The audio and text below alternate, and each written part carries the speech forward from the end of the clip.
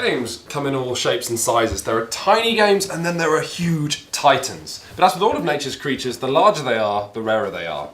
This is one of the titans, Fortune and Glory, a game of treasure hunting in the 1930s. And if you listen very closely, you can almost hear its whale song as it broadcasts how decadent and enormous it is. And in this game, you'll get a huge, beautiful board. All of these plastic coins, you'll get heroes and villains and Nazis and tiny plastic zeppelins and so much more. And it's fitting that Fortune and Glory is so big because it's a game all about wanting more. As you're travelling around the world looting ancient artefacts, you'll be raiding deep dark temples and you'll be hacking your way through ancient jungles and you'll be riding wobbly seaplanes and basically doing everything you can't do in heels. So Indiana Jones would be the nearest touchstone, but this game actually reaches deeper into the sordid bathwaters of the pulp genre. You're fighting pygmies, natives, and zombies in African jungles. You're being attacked by yetis in some ice caves. You're meeting femme fatales in smoky nightclubs. You're being followed by Nazis in a Chicago alleyway. And you're playing characters with names like Dr. Zukov, Master of Science, and Jake Zane, Flying Ace. Fortune and Glory even comes with a soundtrack CD.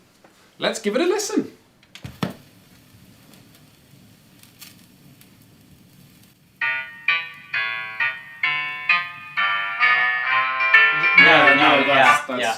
No. Now, Fortune and Glory is a textbook example of what the board gaming community calls Ameritrash. All right, all aboard the school bus. Jesus, Millicent, put that down. You don't know where it's been. Don't put it in your mouth. Ameritrash are American-influenced board games. They tend to be bigger, glossier, glitzier, glamorous enough to demand their own limousines. But they're not really about the finer details of gaming. No, their success is in supplanting a theme with lots of bits and components and items. They're not intricately woven tapestries of counterbalanced rules. No. They succeed in just bringing a big, glossy, epic theme to life. And that's where Fortune and Glory succeeds as well, in, letting you hold big hands of cards or big hands of dice and watching them crash across the board. No, that's sort of where it succeeds. Sort of, but we'll get to that. We will.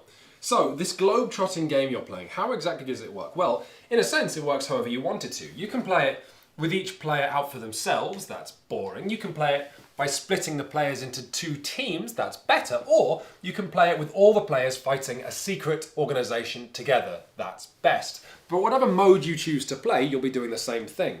Treasures, randomly generated treasures, will be cropping up across the world like shards of a once glittering history. You will be trying to get to these treasures before anybody else. Once you're there, anything could happen to you. But for every crocodile you wrestle or every Nazi you punch off a mountain, you'll amass glory.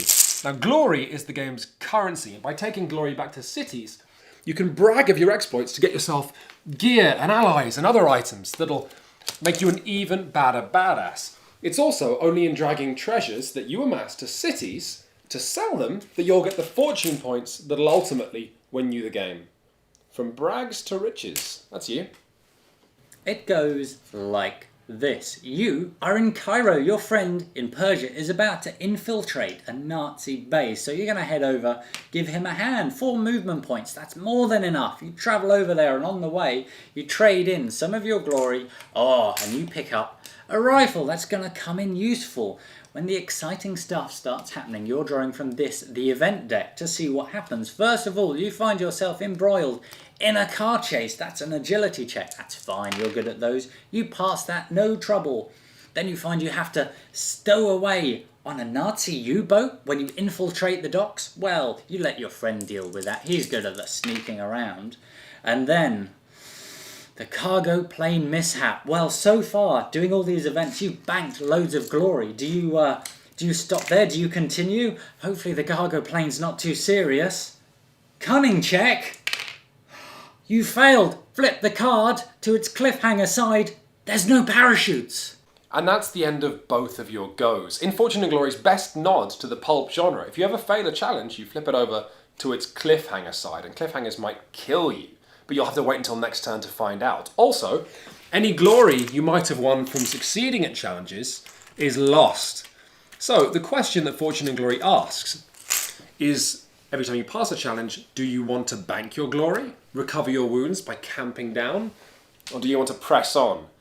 Now, as far as tactics goes, this is about the only question Fortune and Glory really asks, and it asks it over and over again, like a toddler with a poor grasp of social formalities.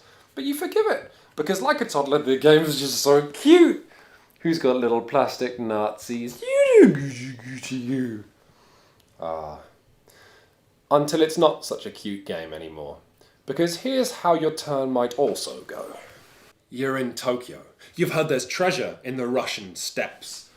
You make your movement roll. Okay, yeah, you get to Manchuria. That's not really where you wanted to go, but you get your chance to have a random event. 3. No random event for you this turn. That's you. So you watch your friends have their fabulous adventures and fighting and winning fortune and glory, and then 15 minutes later it comes back to you. Well, maybe you'll have fun this turn. Yep, you make it to the Russian steppes. What fabulous adventure will you have there? Oh, out in the Siberian wilderness. A nightclub rendezvous. Okay, well, whatever. So you fail the nightclub rendezvous check. The cliffhanger is a shootout.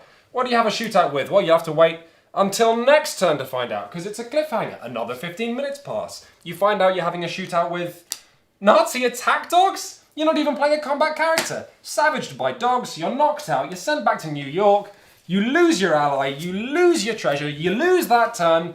This toddler just took a radioactive dump in your lap, and you'll be thinking, did I pay £60 for this? Because this game has a dark secret. A secret that... No, Queens. They sent us the game for free. No, Paul. This game, this beautiful game, this landfill of components, cards and colour, this crush of cliffhangers... Here it comes. ...is everything that's wrong with Ameritrash. Oh! Pull yourself together, woman. As Paul described to you, Ameritrash games focus on the cosmetic, the bit and the theme. But these things are distracting, and in the case of Fortune and Glory, what they're distracting you from is the fact that the game on offer here is as thin as the hair on a supermodel's arms. Fortune and Glory is not a beautiful blue whale. It is a big, dumb Tyrannosaurus Rex that struggles to grasp your attention with its vestigial arms. There's a lot to like in Fortune and Glory. It certainly has the looks, it definitely has the heart, but its salad spinner mechanics make for a whirlwind of possibilities, many of which don't make sense thematically, even though it's supposed to be a thematic game. Sure, you can have your dramatic car chase escape to the seaplane, but also you could end up exploring the ice caves and walking into a nightclub in Egypt. It's just a collection of stuff thrown together sometimes. It's like the fiction section of your local library vomited up and you have to sift through the sick bag. Similarly, this game's sandbox nature and hallucinatory hot pot of a plot means it totally lacks pacing. Heroes and villains buzz around the board like flies on a uniquely flat poo, until, just as everybody else has become a competent adventurer in the games at its most exciting, somebody will sell the last piece of treasure that wins them the game, almost certainly causing the game to end with people in mid-cliffhanger. Imagine if Indiana Jones and the Last Crusade had ended not with a climax, but with a 16-hour red-eye flight back to Connecticut. That's what we've got here. But, you know, it's not always that bad. The game routinely generates cool things, exciting stories, but it's the board gaming equivalent of a poltergeist, just throwing stuff around all the time. Sometimes exciting, sometimes just annoying. And for the price of this game, this expensive game, you could probably buy K2 and Bang and have money left over for a few drinks as well.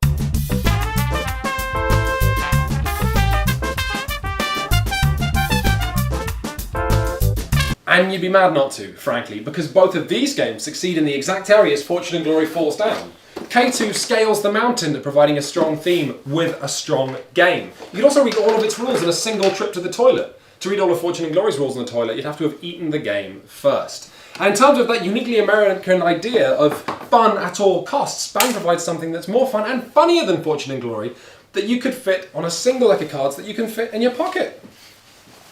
Hang on, I need to... Why do you have all the Stop it! In your... The point is, when you're buying a board game, design is king.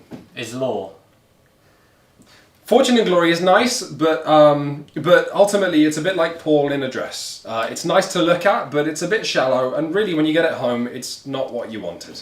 A fine moral, as men of substance, It is substance that appeals to us, not noise.